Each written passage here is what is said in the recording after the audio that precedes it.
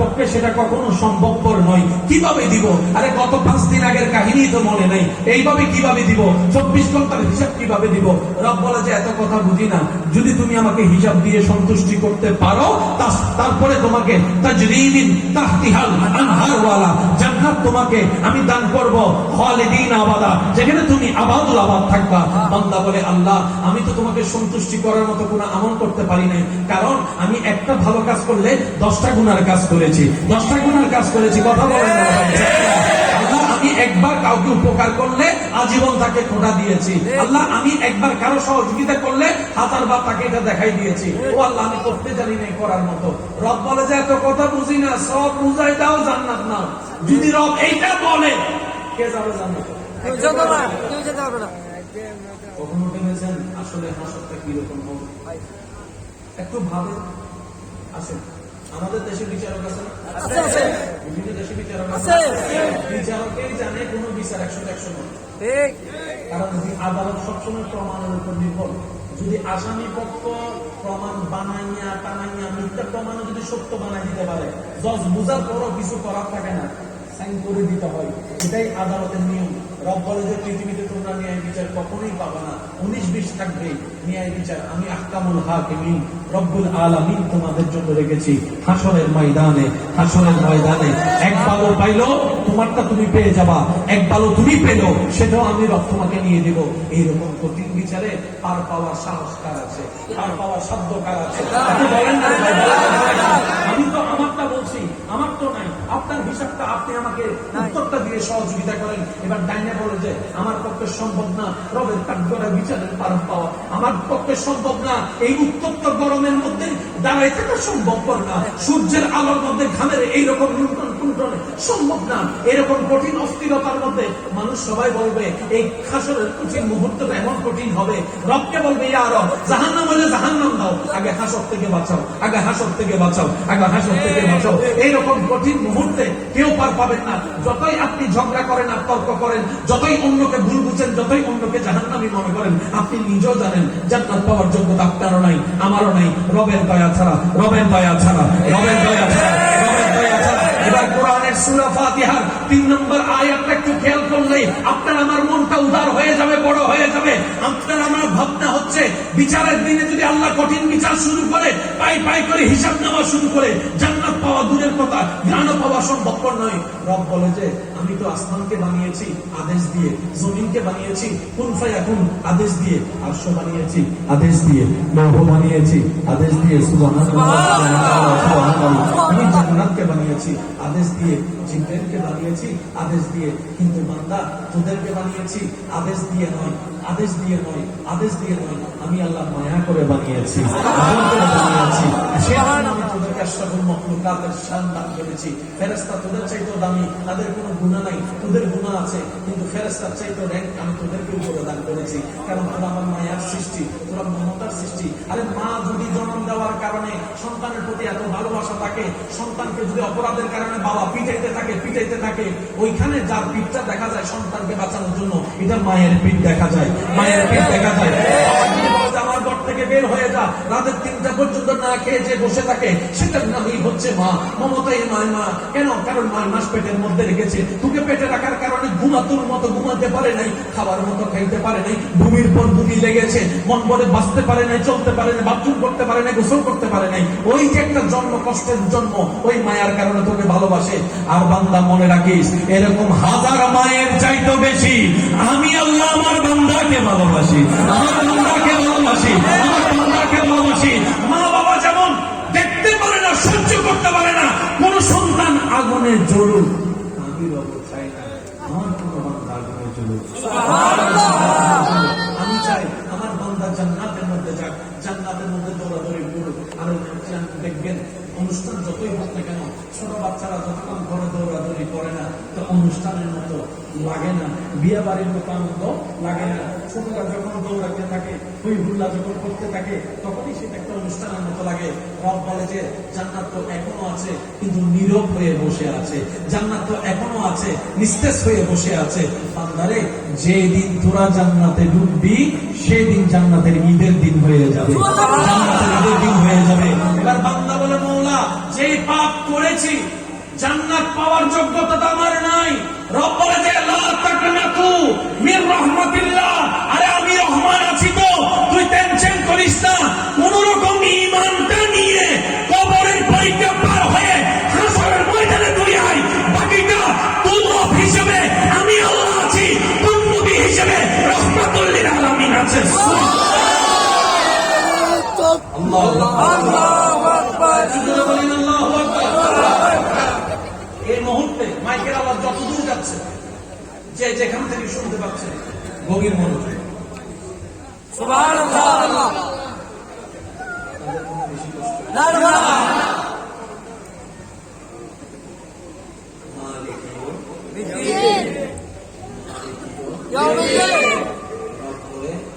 আমি বিচার দিবসের মালিক। ওলামায়ে কেরাম একটু দোয়া করছে, মালিক আমি আল্লাহ বিচার দিবসের মালিক। আবার অন্য জায়গায় বলছে আনা আহকামুল হাকিমিন, আমি শ্রেষ্ঠ ন্যায় বিচারক। সুবহানাল্লাহ। এবার অঙ্ক মিলাবেন একটু আস্তে, অঙ্কের মধ্যে তাড়াহুড়া করতে নেই, ঠান্ডা মাথায় সূত্র মিলাতে হয়, না হয় কিন্তু এক ক্লাস লেভেল স্কেলে সূত্র মিলবে না। একটু ক্লাসের জায়গায় মাইনাস হয়ে গেলে পুরো অঙ্ক ভুল। আল্লাহ এক জায়গায় বলছে বান্দা আমি আহকামুল হাকিমিন, সেকেন্ডের হিসাব আমাকে বুঝাই দিতে হবে। আবার আরেক জায়গায় বলতে আমি বিচার দিবসের মালিক, এক জায়গায় বলছে আমি বিচারক, আরেক জায়গায় বলছে মালিক। তো বিচারক আর মালিক কি এক কথা? না না, আপনাদের থেকে শুনতে চাই, বিচারক আর মালিক শব্দ কি এক? না। আল্লাহ তুমি বিচারক মালিক বলতে, হ্যাঁ আমি বিচারকও তোদের জন্য, আমি মালিকও হয়েছি তোদের জন্য। আল্লাহ কেন তোদেরকে বাঁচাইছে? সুবহানাল্লাহ। বিচারক কাকে বলে একটু শুনি। বিচারক হচ্ছে সেই যিনি বিচারের আসনে বসার পরে আপন পথ দেখতে পারবে, হাঁকে হাঁ বলবে, নাকে না বলবে। বিচার করতে গিয়ে যদি ওনার নিজের রক্তের ছেলেকেও ফাঁসি দিতে হয়, ওনার এখানে কাঁদতে পারবে না, সাইন করে দিতে হবে। কি বিচারক? আর মালিক কাকে বলে? যিনি 6টার দোকান 9টা বাজে খুললো, বলার কেউ নাই। সুবহানাল্লাহ, সুবহানাল্লাহ। কর্মচারীকে 6টার ডিউটি যদি 9টায় আসে,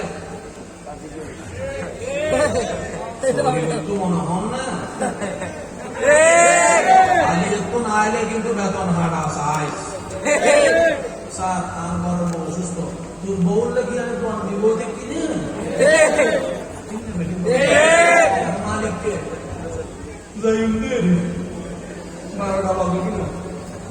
কেউ জিজ্ঞেস করার আছে? মালিক যা মনসা না করতে পারে, কর্মচারী নতুন কর্মচারী আনতেও পারে, পুরান কর্মচারী বাইরে করতে পারে। মালিকের উপর আন্দোলন তোলার ক্ষমতা কারো, মালিককে জবাবদিহি করার আওতায় আনায় কারো।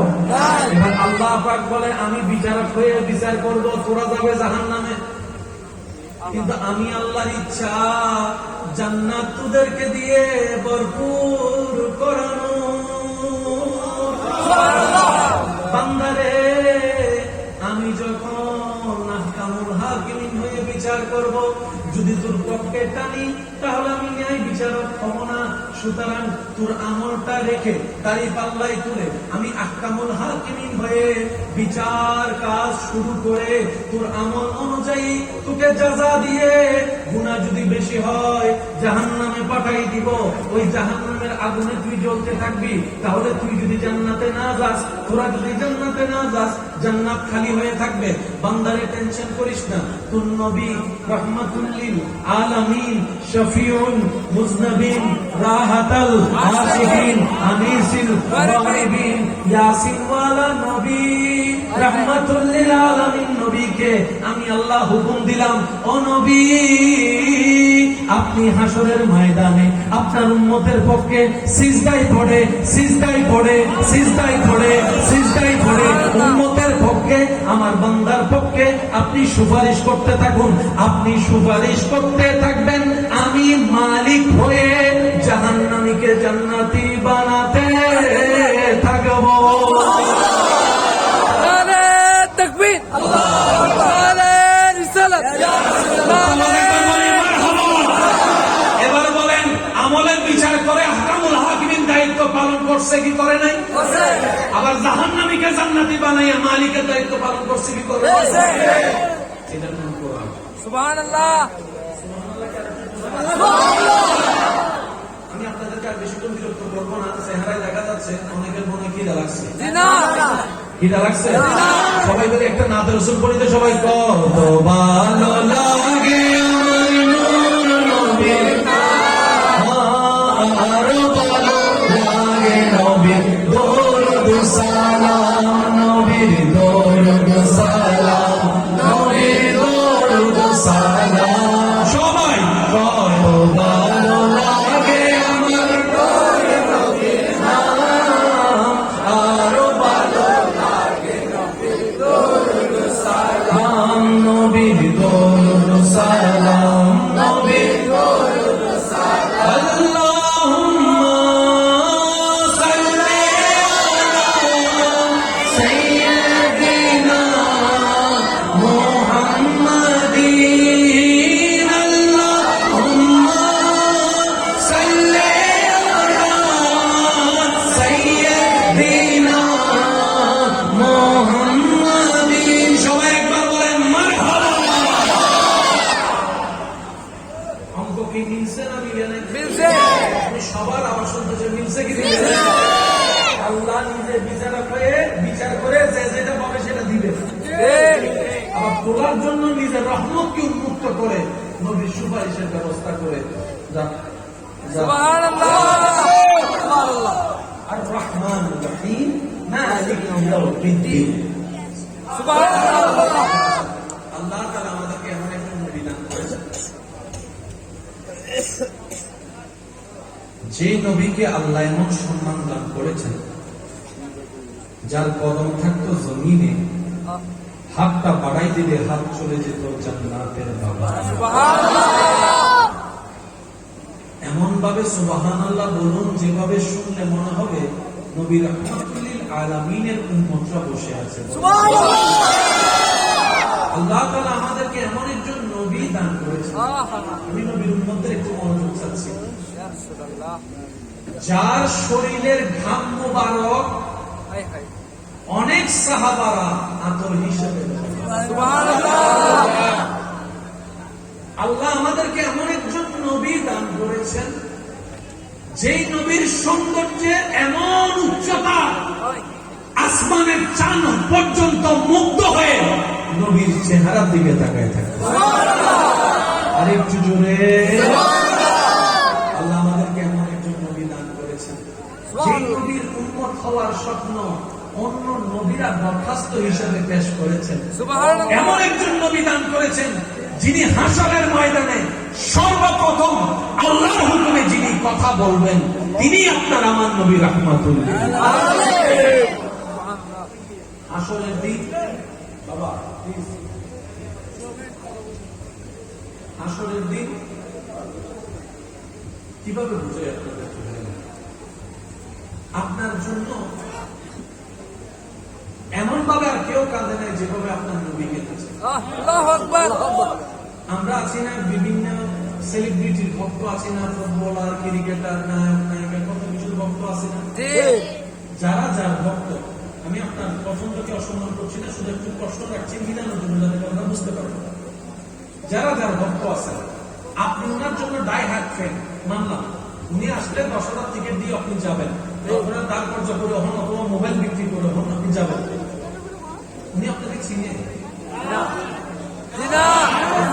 খবর শুনলে উনি আসবে? আপনি 2 বেলা উপবাস থাকলে আপনাকে মনে ভাব দিবে?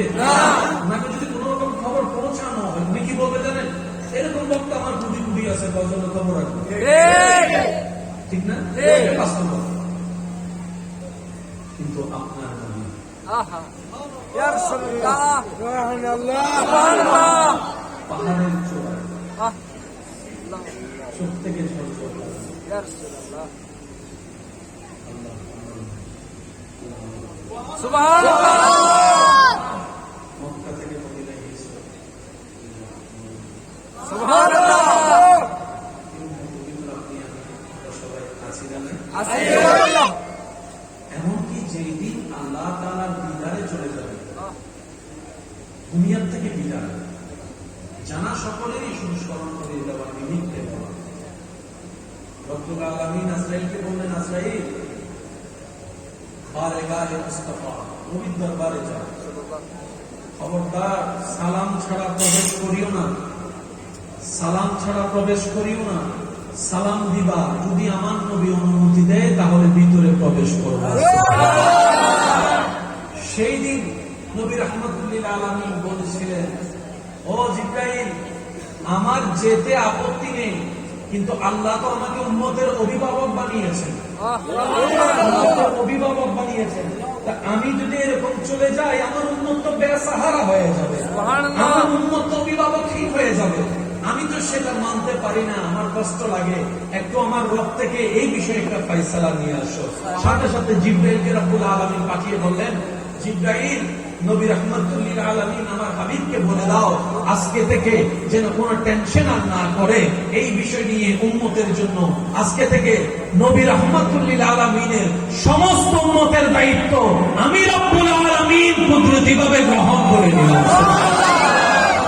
উম্মতি উম্মতি উম্মতি। এমনকি যেই দিন আল্লাহর হুকুমে হাসরে উঠানো হবে, সর্বপ্রথম আপনার আমার নবী উঠানো হবে, আপনার আমার নবী উঠানো হবে। জিবরাইল আসবে, এসে নবীকে যখন সালাতু সালাম দিবে, নবী যখন উঠবে হাসরের ময়দানে, আপনার আমার নবী হাসরের ময়দানে সর্বপ্রথম উঠে জিবরাইলকে বলবেন, ইয়া আখি জিবরাইল, ও ভাই জিবরাইল, আইনা উম্মতি, আইনা উম্মতি, আইনা উম্মতি। আমার উম্মত কোথায়, আমার উম্মত কোথায়, আমার উম্মত কোথায়? নিজের পরিবারের কথা বলবে না সেদিন, সাহাবাদের কথা, কনিষ্ঠের কথা বলবে না, আপনার আমার মতো গুনাহগার উম্মতের কথা বলবে, গুনাহগার উম্মতের কথা বলবে।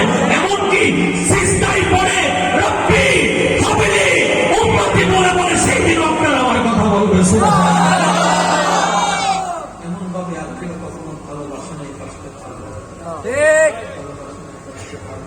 ঠিক যদি সত্যিকার ভালোবাসার কদর দিতে জানেন, সত্যিকার ভালোবাসার মূল্যায়ন যদি আপনার ভিতরে থাকে, তাহলে আপনাকে একটা বিষয় মানতে হবে, রবের ভালোবাসার মতো, নবীর ভালোবাসার মতো আর কোনো ভালোবাসা হয় না, আর কোনো ভালোবাসা হয় না। তো দুনিয়ার ভালোবাসার জন্য যদি আপনি আমি রাত জাগতে পারি, ঘুমটাকে হারাম করে দিতে পারি, দুনিয়ার ভালোবাসা পাওয়ার জন্য যদি রাস্তায় দাঁড় করাইতে পারি, ইহুতে যদি সম্মানে যদি না লাগে, দুনিয়ার ভালোবাসা পাওয়ার জন্য যদি বিপরীত সাইডের হাজার কটু বাক্য যদি সহ্য করে নিতে পারি, দুনিয়ার ভালোবাসা পাওয়ার জন্য যদি হাত কাটতে পারি, দুনিয়ার ভালোবাসা পাওয়ার জন্য যদি দুই বেলা না খেয়ে থাকতে পারি, কেন আমরা রবের ভালোবাসা পাওয়ার জন্য আজকে নামাজটা পড়তে পারি না, 5 ওয়াক্ত নামাজ পড়তে পারি না, তাহাজ্জুদের নামাজটা কেন পড়তে পারি না?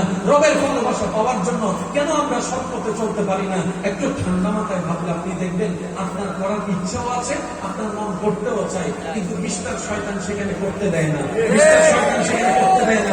অনেক ভাইয়েরা আছেন, অনেক বোনেরা আছেন, আমার সাথে হয়তো একমত হবেন, আল্লাহ রহমতে মন নরম হয়ে অনেকে ফজরের নামাজ পড়ার জন্য মোবাইলে অ্যালার্ম দিয়ে রাখে, ফজর শুরু করবো, ফজর থেকে নামাজ শুরু করবো, যতই কষ্ট হোক আমি ফজর থেকে নামাজ শুরু করবো, কিন্তু আর সেই অ্যালার্মটা কানের মধ্যে বাজে না, কানের মধ্যে শোনা যায় না, উঠাটা আর হয় না। কিন্তু ফুটবলের জন্য অ্যালার্ম দিয়ে যদি রাখা হয়, ফুটবলের অ্যালার্ম বাজার আগে তার চোখ খুলে যায়। ওটা কোথায়? আমার তো প্রতিদিনের রুনি, আমার ঘুম তো প্রতিদিনের ঘুমি। মনে রাখবেন, রবের জন্য যখন আপনি করতে যাবেন, মিস্টার শয়তান সেগুলো সহ্য করতে পারে না, এটা তার গায়ে আগুন জ্বলার মতো হয়। এটাই তো ঈমানি পরীক্ষা। শয়তানে আপনাকে জাহান্নামের দিকে টানবে, আপনি ঈমানি শক্তি দিয়ে রবের দরবারের দিকে যাবেন, ঈমানি শক্তির সাথে রবের দরবারের দিকে যাবেন। এটার নামে হচ্ছে জিহাদের আকবর, এটাই রবের সবচেয়ে পছন্দ। বলেন না সুবহানাল্লাহ। এটা দুনিয়াতে যতদিন থাকবেন এই টানাটানি থাকবে। সারা রাত না ঘুমাইলেও আপনার ঘুম আসবে না, কিন্তু আজান দিলে ঘুম আসবে, ঘুম আসবে, আসবে না। যখন মসজিদের মিনার থেকে আওয়াজ আসে,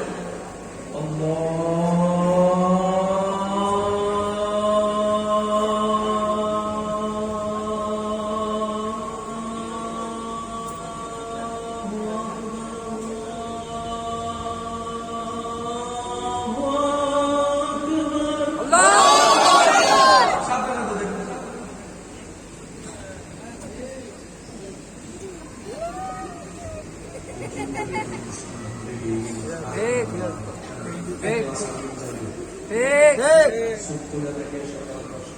ঠিক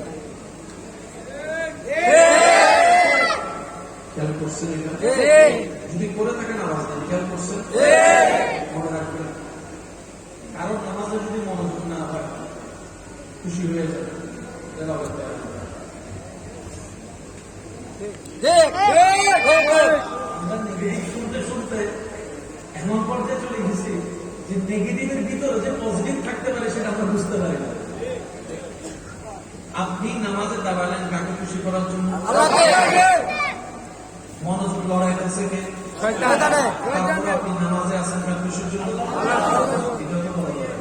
সুবহানাল্লাহ সুবহানাল্লাহ আপনি নামাজ পড়ছেন, আল্লাহু আকবার। সুবহানাল্লাহ আপনি নামাজে ঢুকলেন, শয়তান টানা শুরু করছে, ওই গিয়াল, ওই গিয়াল, ওই গিয়াল, ওই গিয়াল। তারপর আপনি নামাজ পড়ছেন, রুকু করছেন, সিজদা করছেন, তাসবিহ করছেন।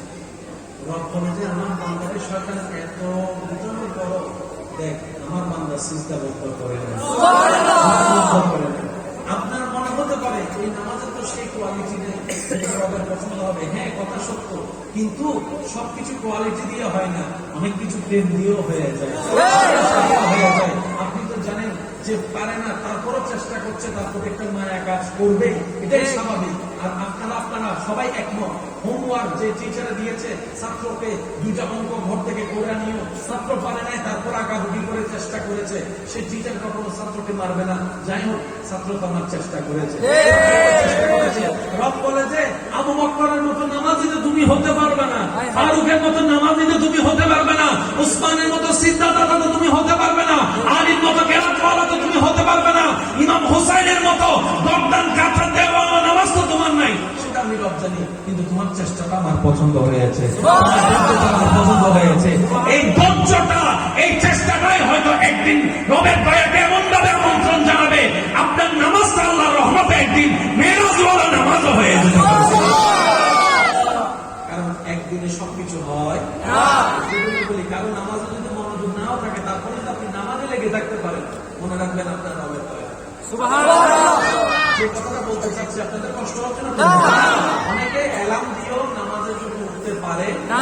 আবার এখানে অনেক নামাজি এমন আছেন, ফজরের মুয়াজ্জিনের আযানের ডাক দেওয়ার আগে ওনার চোখ খুলে যায়। মুয়াজ্জিন এখনো ডাক দেয় নাই, ওনার চোখ খুলে গেছে ঠিক ওই টাইমে যে ওনার ওটা দরকার, ঠিক 2 মিনিট পরে অ্যালার্ম আসতেছে। এটা কিভাবে সম্ভব? মনে রাখবেন, একটা হচ্ছে মোবাইলের অ্যালার্ম, আর একটা হচ্ছে ঈমানের অ্যালার্ম। আপনার যতদিন ঈমানের অ্যালার্ম চালু না হবে, ততদিন আপনাকে ধৈর্য ধরে মোবাইলের অ্যালার্ম দিয়ে হোক, এইটা দিয়ে হোক, সেটা দিয়ে হোক, আপনাকে উঠতেই হবে, উঠতেই হবে, উঠতেই হবে। 5 বছর হোক আর 10 বছর হোক, যে দিন দেখবেন আপনার মনের অ্যালার্ম চালু হয়ে যাবে, মুয়াজ্জিনের ডাক আসার আগে আল্লাহর রহমত আপনার চোখ খুলে যাবে। একদিনে কি মনের অ্যালার্ম চালু হবে? সেজন্য আমাদের কাজ হচ্ছে চেষ্টা করা, লেগে থাকা। আমি বারবার বলি, আমরা কেউ কমপ্লিট নয়, আমরা কেউ পারফেক্ট নয়। অনেকেই আছে 10টা বিয়ে করার জন্য 10টা খুঁজে, 12টা খুঁজে, 30টা খুঁজে, ও বলে মিলাইতে পারে না। কি রে ভাই এত বড় কেন? পারফেক্ট খুঁজতেছে, পারফেক্ট খুঁজতেছে। কারো চোখ মিলে, কারো দাঁত মিলে না, কারো দাঁত একটু ফাঁকা হয়, কারো ছোট একটু বাঁকা হয়, কারো পা একটু লম্বা হয়, কারো শরীর একটু মোটা হয়, কারো এটা একটু জামিলা, কারো চুল একটু বাটি হয়, কারো চুল একটু রেশমি হয় না, একদম পারফেক্ট লাগবে। আমি বলি ভাই এত পারফেক্ট না বুঝে একটা কাজ করো, তুমি নিজে পারফেক্ট হয়ে যাও, পারফেক্ট হয়ে যাও, তুমি নিজে 100 হয়ে যাও। অন্তত তোমাকে পেয়ে হলো কারো পারফেক্ট পাওয়ার স্বপ্নটা তো পূরণ হয়ে যাবে। পারফেক্ট না বুঝো না, তুমি হয়ে যাও। আমি পারফেক্ট খুঁজি 100, কিন্তু আমি আছি 120। আমার ভাইও পারফেক্ট খুঁজে 100, উনি 140। ওনারা ভাই আমি ভাইলাম 100, আমার ভাই উনি ভাইলাম 100। একজন 100 হয়ে যায়। ভাই এত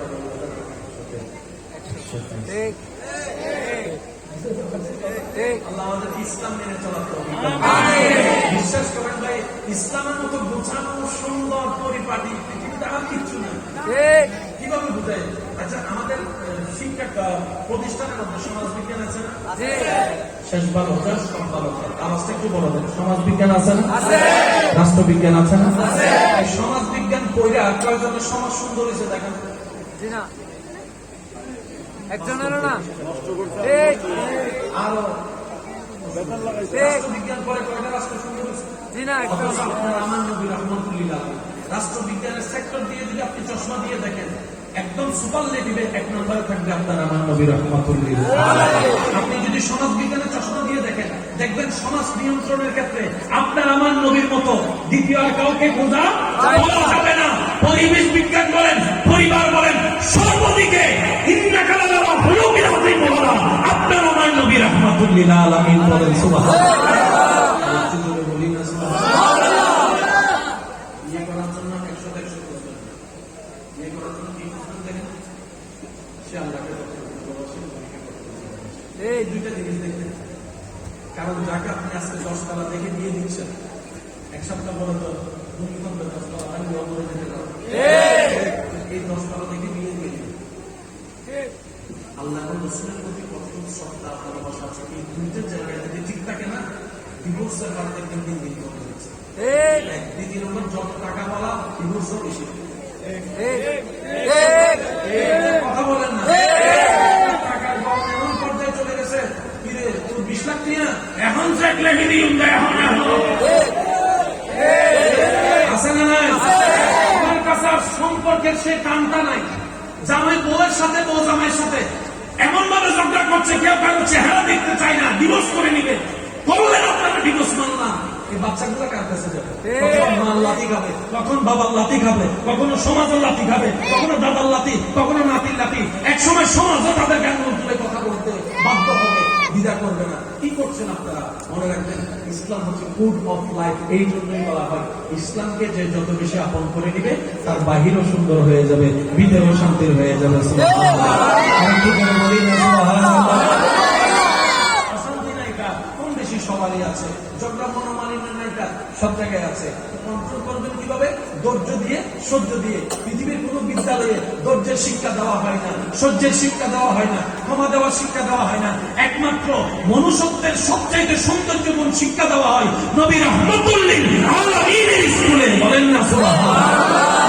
সেজন্য ডাক্তার বানানোর ডক্টর, ইঞ্জিনিয়ার যারা বানান, আমরা দোয়া করে আল্লাহ তাদের স্বপ্ন পূরণ করুন। আমরা এতটুকু বলি, আগে সন্তানটাকে মুসলমান বানান, পাক্কা মুসলমান বানানোর জন্য একটু সহযোগিতা করেন, বেশি থেকে বেশি তাকে একটু বেসিক জ্ঞানটা একটু দেওয়ার চেষ্টা করেন। এখন আমার অনেক ভাইয়েরা সাহাবার নামটা জানে না, আমার অনেক ভাইয়েরা পাঁচ ওয়াক্ত নামাজের ভক্তের কত রাখা দিতে পর্যন্ত জানে না। এটা আমাদের জন্য বড় ব্যর্থতা। অনেক ভাইয়েরা হয়তো কোরআনটা একটু একটু করতে পারে, এটা আমাদের জন্য বড় ব্যর্থতা ভাই।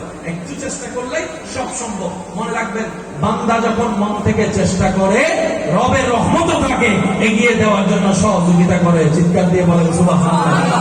মন্ত্রে কাদর শরীফ পড়েন, আল্লাহুম্মা সাল্লি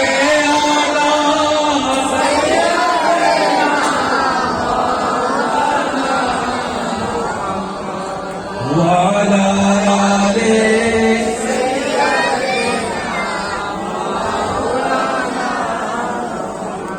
একবার বলি আলহামদুলিল্লাহ। আমরা রবের প্রিয় বান্দা হয়ে কবরে যেতে চাই কি চাই না? ইজ্জতের জিন্দেগি দরকার আছে না নাই? আর আমাদেরকে দান করুক, আল্লাহ আমাদেরকে দান করুক। দান করার পরে সেটাকে সম্মান দেওয়ার তৌফিক দান করুক, সেটাকে ধরে রাখার তৌফিক দান করুক। ইমানদার ভাই, আমার কথা শেষের দিকে, এগুলো জীবনের দরকার আছে না নাই? এবার শুনুন, আপনি যখন ঘরে যাবেন, যখনই ঘরে যাবেন, স্বামী স্ত্রীকে, স্ত্রী স্বামীকে সালাম দেওয়ার দরকার আছে। স্বামী স্ত্রী, স্ত্রী স্বামীকে সালাম দেওয়ার দরকার আছে। আপনার বউ যদি আপনার সাথে ঝগড়া করে, আপনি শুধু হাসি মুখে শুধু একবার বলেন আসসালামু আলাইকুম। ঝগড়া করতে বলেন না, তারপরে রেখে যাচ্ছে, হাম করেন আমার সাথে আসসালামু আলাইকুম।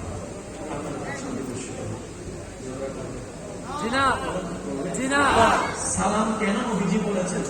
যাকে দেখো সালাম দাও। সুবহানাল্লাহ। একটু মনোযোগ দেন।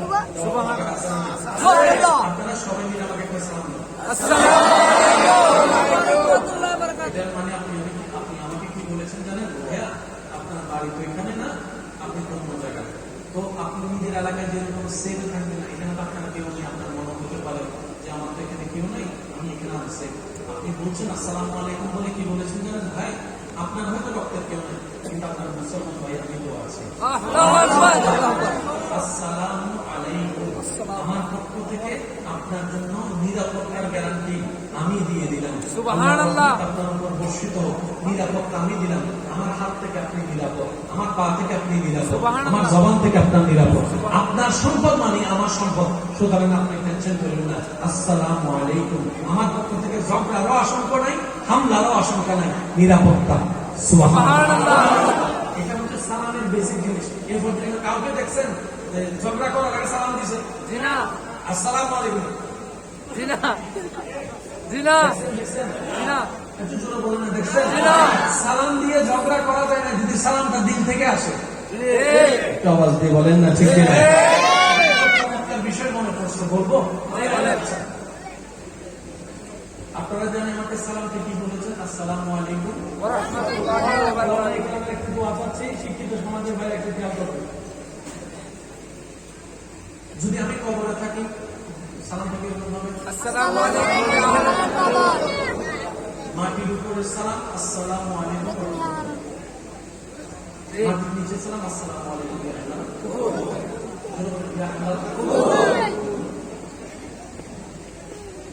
এবার আপনি আলেমের কবরে গেলেন, আসসালামু আলাইকুম ইয়া আল্লাহ। ডাক্তারের কবরে, আসসালামু আলাইকুম ইয়া আহলাল কুবুর। আসসালামু আলাইকুম ইয়া আল্লাহ।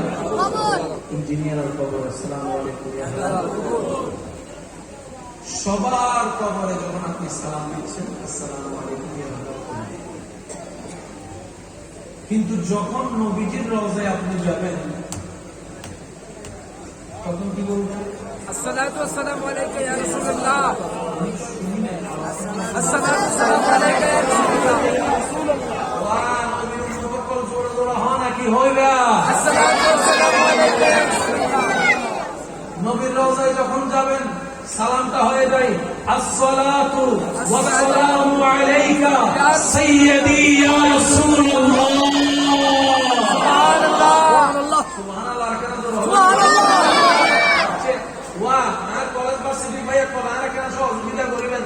আর দাদা কোন সবজি দিন মনত আছে না? ওয়া এটা লাইতে আর মধ্যে ইয়া আমি কয় বছর এক বছর, এই অটো বাসটা কিছু বলতে কি? এক বছর, ওয়া অটো বাস সেখানে নাতি নাতি হয় না। আমি কয় বছর? এক বছর, আমরা বহু বছর, আমরা বহু বছর, তুমি এক বছর, তোমরা বহু বছর।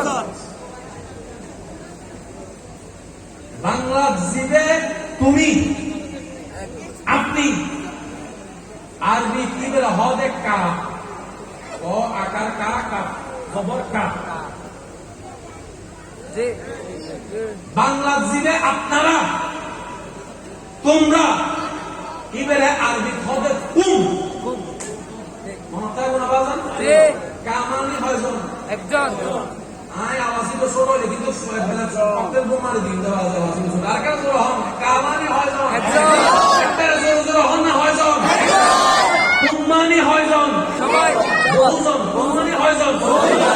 আর ভাইয়া কলার হুসর করেন বহু বছর হারে হয় 3 বা 3-এর অধিক মানে বহু বছর।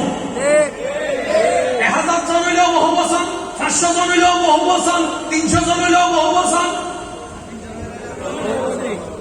দুইজন হইলে এক বছর, দুইজন হইলে 2 বছর, দুইজন হইলে দুই বছর, একজন হইলে এক বছর, একজন হইলে এক বছর, 1 বছর মানে আপনি, আপনি মানে কা। কেন যখন আপনি মানে কা, আপনারা, বহু বছর মানে কোন, বহু বছর মানে খুব, এবার আমরা যখন ইটারা কেউ নদী করতে আর দিকে সালাম একবার আমরা সালাম আসসালামু আলাইকুম, বাস বাস আবার হন আসসালামু আলাইকুম, আসসালামু আলাইকুম। আসসালামু আলাইকুম। তো একজন বহু বছর ধরে ব্যবহার করলেন। সুবহানাল্লাহ করবেন। সুবহানাল্লাহ। আরো বলতে ইসলামীদের জানিবের ধর্ম না শুধুমাত্র ইসলামের বুঝিবের ধর্ম। ঠিক, একখানা আওয়াজ দিয়ে দিয়ে শব্দ খেয়াল করিবেন না দিয়ে যেতে দাদারে সালাম দেন আসসালামু আলাইকুম, দাদাই নাতিরে সালাম দেন আসসালামু আলাইকুম। ঠিক, ঠিক, জামাই বউরে সালাম দিচ্ছে, আসসালামু আলাইকুম। স্ত্রী স্বামীকে সালাম দেয়, আসসালামু আলাইকুম। এই ওরে সালাম দেয়, আসসালামু আলাইকুম। একটু মনোযোগ দিবেন শব্দগুলা। আসসালামু আলাইকুম। মুয়াজ্জিন ইমামকে সালাম দেয়, আসসালামু আলাইকুম। মুক্তাদি ইমামকে সালাম দেয়, আসসালামু আলাইকুম। নেতা কর্মীকে সালাম দেয়, আসসালামু আলাইকুম। কর্মী নেতাকে সালাম দেয়, আসসালামু আলাইকুম। কিন্তু উম্মত যখন নবীরে সালাম দেয়, আসসালাতু ওয়াসসালামু আলাইকা আলাইকা আলাইকা আলাইকা আলাইকা। সুবহানাল্লাহ সুবহানাল্লাহ। কি রে আরামে বললে কোন নবিল্লা বা কাকাউলি আল্লাহ দিয়ে এনে বুঝতাম বুঝতাম দায়িত্ব সুবহানাল্লাহ। আচ্ছা একজন হলে যদি বহু বছর ব্যবহার করে আর যুবক ভাই কোন মাতে বংশে বিভিন্ন গ্রামারের থেকে নিয়ে জি এবার যেতে নাতিয়ে যেতে দাদারে দাদা যেতে নাতিরে সালাম দিয়ে আসসালামু আলাইকুম নাতি হবে দাদা ইউ আর রং ইউ আর রং আমার অনাতি কি বললাম রে হয়তো তুমি একজনের কিনলে বহু বছর ব্যবহার করলে ঠিক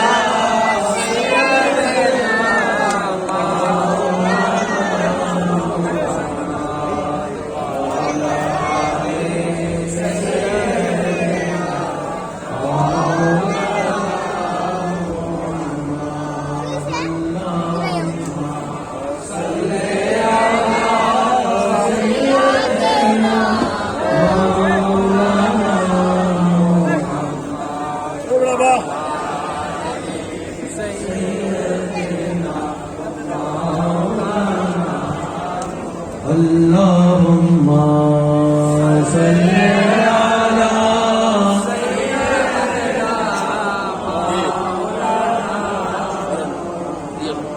وعلى آل سيدنا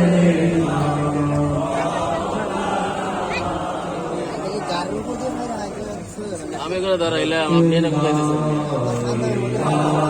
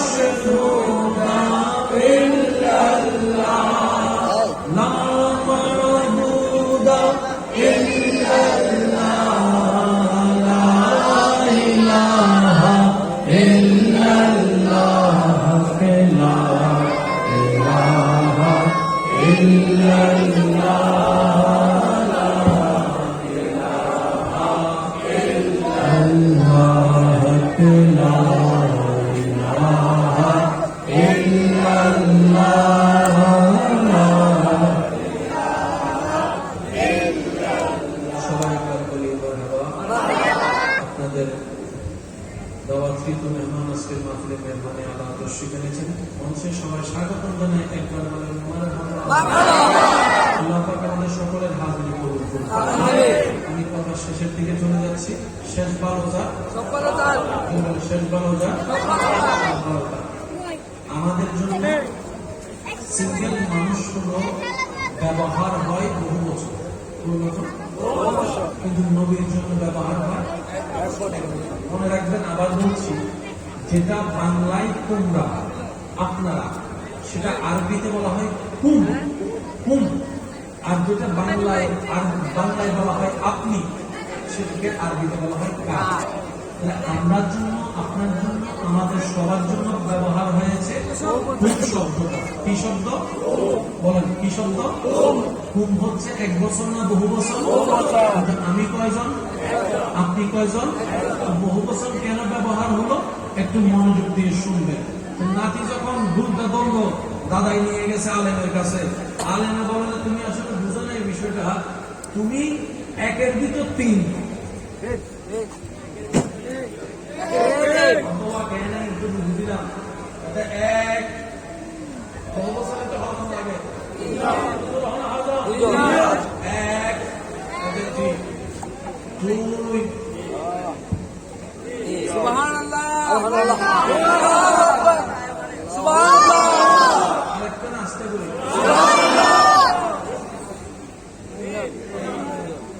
তিনজন আর কা সুবহানাল্লাহ একজন লেখা কেউ নাই সুবহানাল্লাহ জোরে নহত কারে লাগিয়া কান্দরে মনে কারে লাগিয়া বন্ধ কারে লাগিয়া কান্দরে মন কারে লাগিয়া বন্ধ কেউ তো তোমার আপন হবে না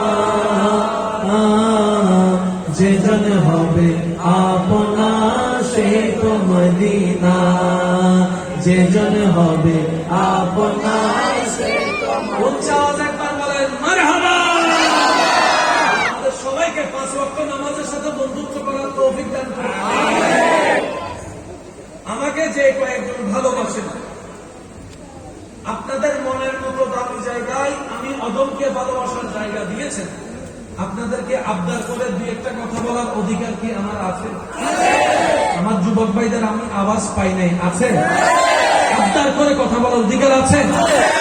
যে দুই একজন আমাকে ভালোবাসেন, আপনাদের কাছে আমার নিবেদন, যদি দুনিয়া এবং আখিরাতে সাকসেস অর্জন করতে চান, যতগুলা নেক আমল দরকার তার মধ্যে কয়েকটা জিনিস আমাদের নেক আমলকে নষ্ট করে দেয়। সেজন্য যতটুকু পারবেন মুখটাকে একটু বন্ধ রাখার চেষ্টা করবেন, ইনশাআল্লাহ। ইনশাআল্লাহ বলি ইনশাআল্লাহ। রব্বুল আলামিন কোরআনে বলেছেন ওয়াইলুল লিকুল্লি হুমাযাতিল লুমাযা। সুবহানাল্লাহ। আমরা বেশি সওয়াব যা কামাই, বেশি সওয়াব নষ্ট করে ফেলি, মানুষের নামে বদনাম করে, মানুষের গীবত করে, মানুষের পিছনে পিন লাগাই দিয়ে কথা টানাটানি করে। কথা বলেন ঠিক আছে? দ্বিতীয় নম্বর, কেউ মানলে মেরে জিততে চাইেন না, বুঝবেন? আপনার বুদ্ধি দোষ আর আল্লাহর কুদরত। আল্লাহ তাআলা আমার নবীকে এমন পাওয়ার দিয়েছেন, তায়েফের ময়দানে আঘাতের শিকার হওয়ার পর জিবরাইল এসে বলে ইয়া রাসূলুল্লাহ, আল্লাহ হুকুম দিয়েছেন আপনি যদি এখন আমাকে বলেন তায়েফ নগরী পর্যন্ত উল্টাই দিব। নবী সেই দিন বলেছে আমি প্রতিশোধ নিতে আসি নাই, রাহমাতুল লিল আলামিন হয়ে এসেছি। আপনার পাওয়ার কত? আপনার এলাকা হয়তো 3-4টা এলাকা, আমার বাংলাদেশ, আমেরিকা যায় পাওয়ার দেখান, কারণ প্রত্যেকটা পাওয়ারের একটা শেষ আছে, আল্লাহর কুদরতের কোন শেষ। সেই আল্লাহ যাকে সর্বোচ্চ সাপোর্ট দিয়েছেন তিনি হচ্ছেন আপনার আমার নবী রাহমাতুল্লাহ। আর একটু জোরে বলেন না। সুতরাং পাওয়ার আমি একটা কিছু, আপনি সেই দিন বলেন যেদিন আপনার বউয়ের অন্তরে আপনার সর্বোচ্চ সম্মান, সেদিন আপনি একটা কিছু। বাহিরের মানুষ আপনারা সেলুট দেয়, আপনি একটা কিছু না। মাথা গা ঠিক না বেঠে? ফারুক আজমের জীবনী দেখেন, কথা যেখান থেকে শুরু করেছি, ইজ্জত আসে কার থেকে? আল্লাহর রহমতের সাথে সম্পর্ক না রাখলে যে ইজ্জত পাবেন, এটার মতো পাওতাবাজি ইজ্জত আর হয় না। সামনে থেকে সালাম দিবে, মনে মনে আপনার 14 গোষ্ঠীর ধরে গালাগালি করে, যেমন মানুষও আছে না না? সবাইকে বললে আপনার মতো ভালো আর কেউ। যদি 2 মাস খাবার বন্ধ করেন, কি করি আজকাল তো অনেক সময় নিজের রক্তও করে। কথা বলেন ঠিক না? আচ্ছা, মা বাবার চাইতে বড় আপনার কেউ আছে? কিন্তু আপনি দেখবেন অনেক পরিবারে যে সন্তান টাকা কামায় তার প্রতি আলাদা একটা ভালোবাসা, তার স্ত্রীর প্রতি আলাদা ভালোবাসা, তার বউয়ের প্রতি আলাদা ভালোবাসা, তার সন্তানগুলোকে একদম বুকে টেনে নেয় মা বাবারা। আর যে ছেলেটা একটু টাকা কামাইতে পারে না, তারও দাম নাই, তার বউরও দাম দেয় না, তার বাচ্চাদেরকেও দাম দেয় না। আরে যে সমাজের মা বাবারা এইরকম রকম টাকার কারণে, ইনকামের কারণে নিজের রক্ত পেট থেকে বের হওয়া সন্তানকে দুই তরজমে করেছে দুই চোখে দেখে, সেখানে আপনি আর শান্তি পাবেন কোথায়? সেজন্য শান্তি খুঁজবো কার কাছে? একটু জোরে বলেন না, শান্তি খুঁজবো কার কাছে? ভালোবাসা চাইবো কার কাছে? নিজের দুঃখ বলবো কার কাছে? কান্না করবো কার কাছে?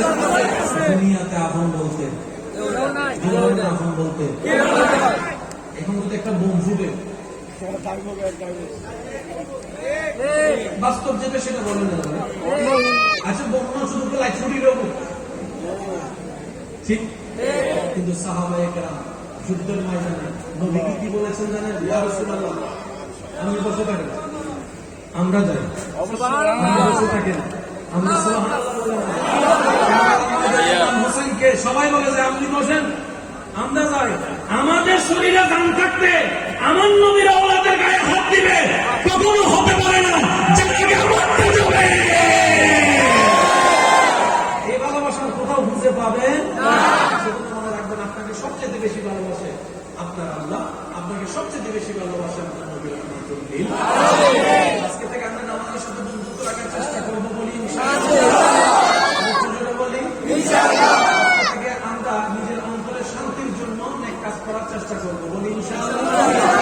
আমার আপনার মনে থাকবে বেশি মুক্তি রাখবেন, একটু সবাই বলি মেরে কাউকে জিতার দরকার নাই। সবচেয়ে বড় জিতা কি জানেন? আপনার শত্রুর সামনে যে আপনার ক্ষতি চায়, যে আপনার লস করতে চায়, যে আপনার অবনতি চায়, তার সামনে একটু হাসি মুখে চায়। সুবহানাল্লাহ। এমনি যদি একটু হাসেন তার সামনে আরো বেশি হাসি মুখে। সুবহানাল্লাহ। আপনি খুশিতে আছেন, ভালোতে আছেন, এটা বিষয় দেখবেন সে আপনার হাসি টেনশনে অবজেক্ট টেনশনে রুগী হয়ে যায়। বুঝতে পারছি কথা? শত্রুর সামনে কখনো করেন না, তাহলে তার শক্তি আরো বেড়ে যাবে। দেখি বুঝাতে পারছি কথা? আপনার শত্রু যে হোক, ঘরের হোক আর বাইরের হোক, সবসময় তার সামনে খুশি বেড়ে থাকবে। আজকে আমার মতো খুশি আর কেউ নেই। ঘটনাটি বুঝাতে পারছি কথা? আল্লাহ পাক আমাদেরকে ইসলামিক নিয়মে চলার তৌফিক দান করুন। শেষ কথায় চলে আসলাম। ইসলাম কেমন সুন্দর আমি আপনাদের কিছু এক কথাই বলি। অতিথিবৃন্দ এসেছেন, ওনাদের সময় দরকার। নবী রাহমাতুল লিল আলামিন একজন সাহাবাকে বলছেন, তুমি যখন তরকারি রান্না করবা পানি একটু বেশি দিও। সুবহানাল্লাহ। ইয়া রাসূলুল্লাহ, পানি বেশি দিও কেন? তুমি যখন তরকারি রান্না করবা তোমার আশেপাশে যারা প্রতিবেশী আছে তাদেরকে একটু দেওয়ার চেষ্টা করিও, কিছু না কোনো জোর হলো দেওয়ার চেষ্টা করিও। কারণ নবী রাহমাতুল লিল আলামিন বলছেন যে প্রতিবেশীকে ক্ষুধার্ত রেখে নিজে পেট ভরে খায় সে কখনো মুমিন হতে পারে না। এটার নাম ইসলাম, বলেন না সুবহানাল্লাহ। আরেক হাদিসে নবী সাহাবাকে বলছেন, সাহাবা যদি তোমার ঘরে ভালো কিছু রান্না করো, যেমন গোশত জাতীয় যেটা ঘ্রাণ ছড়ায়, দরজা জানালা বন্ধ করে দাও, যেন এই ঘ্রাণটা কোন ক্ষুধার্ত ব্যক্তির নাকে গিয়ে তার ক্ষুধার কষ্ট বাড়ায় না। এটার নাম ইসলাম। আরেকটু করে বলি না সুবহানাল্লাহ। আচ্ছা, আপনার ঘরে মেহমান গেলে মেহমানদারি করতে হবে না? আমরা মেহমানদারি মানে কি মনে করি? পোলাও, রোজ, বিরিয়ানি, এই সেই টিং টিং ট্যাং সব আনতে হবে মেহমানদারি না। ইসলাম বলে যে না, তুমি কিচ্ছু না পারো এক গ্লাস পানি খাও। সুবহানাল্লাহ। নবী বলছেন তোমার ঘরে যে যাবে এক গ্লাস পানি খাও। হাদিসে পাক, যদি তোমার খাওয়ানোটা রবের দরবারে কবুল হয়ে যায়, মেহমান এক ডুব পানি খাওয়ার সাথে সাথে তোমার অতীতের গুনাহ আল্লাহ মাফ করে দিবেন। একটা ডুব পানি। আর এই সাম্রাজ্যের দাম কত জানেন? 100 টাকা হিসাবের দামও নেই। আপনার ফেরসাদ প্রস্রাব আসছে একদম হাই লেভেলে, ধরে রাখা সম্ভব নয়। আপনারা যদি বলে যে তোর 10 টাকা জায়গা আছে লিখে দেন, নইলে ফেরসাদ করতে দিতেন না। দিবে নাকি দিবে না? আমি শুনি নাই, দিবে। আমি শুনি নাই, দিবে। আমি শুনি নাই, আমি শুনি নাই। দিবে। জায়গা লেখা দেয় তো ফেরসাদ করতে দিব। সেগুলো জায়গা লেখ। মরুভূমিতে গিয়েছেন, পানি নাই, মাত্র এক বোতল পানি আছে, আপনার কাছে পানি নাই, আপনি তৃষ্ণার্ত বুক ফেটে যাচ্ছে, কাউকে যদি বলেন ভাই আমাকে একটু পানি দাও, আমি বাদশা ঠিক আছে কিন্তু আমাকে একটু পানি দাও, সে যদি বলে যে অর্ধেক খাইলে অর্ধেক রাজত্ব লিখে দিতে হবে, পুরোটা খাইলে পুরো রাজত্ব লিখে দিতে হবে, তুমি আমার রাজত্ব দিবে আমি তোমার এক বোতল পানি দিব, সত্যি করে বলেন ওই মুহূর্তে কি সে রাজত্ব চিন্তা করবে না পানি? আমি আওয়াজটা শুনি না। এটা কেন করেছেন আল্লাহ জানেন? আল্লাহ পাক বলেছেন আসল রাজত্ব আমি রবের দরবারে। তোমরা দুনিয়াতে করো, আমি নিষেধ করবো না, তবে দুনিয়ার মাঝে থাকো, মধ্যে থাকিও না, দুনিয়ায় তোমার সব ভাবিও না। আসল মুমিনদের জন্য রাজত্ব আল্লাহ রেখেছেন জান্নাতের বাগানে। দুই হাত তুলে দেখাই বলে ইমানদার ভাইরা, ঠিক কিনা? এবার হাত রাখেন। মরার পরে যদি ইজ্জত পান, এটা আসল ইজ্জত। বুঝতে পারছি? এখানে অনেকে আছে দাদার নাম জানে কিন্তু দাদার বাপের নাম জানে না। অথচ উনি না আসলে আপনি আসতেন না। আপনি আপনার রক্তের নাম মনে রাখা প্রয়োজন মনে করেন নাই, তাহলে নিজেকে প্রশ্ন করেন 1450 বছর আগে সিদ্দিক আকবরের নাম কেন মনে রাখলেন, ফারুক আজমের নাম কেন মনে রাখলেন? কথা বলেন ঠিক কিনা? ওয়ালিল্লাহিল ইজ্জাতু ওয়া লিরাসূলিহি ওয়া লিল মুমিনিন। বলেন না সুবহানাল্লাহ। সবাইকে কবুল করুন, আমিন। আজকে মাহফিল কবুল করুন, আমিন। এই আয়োজনকে কবুল করুন, আমিন। আগামী বছর এর চেয়ে আরো সুন্দর আয়োজন করার আল্লাহ তৌফিক দান করুন, আমিন। সবার কাছে আমার নিবেদন, আবদার করে বলি, আমি যাওয়ার সময় একটু সুযোগ করে দিই। ইনশাআল্লাহ।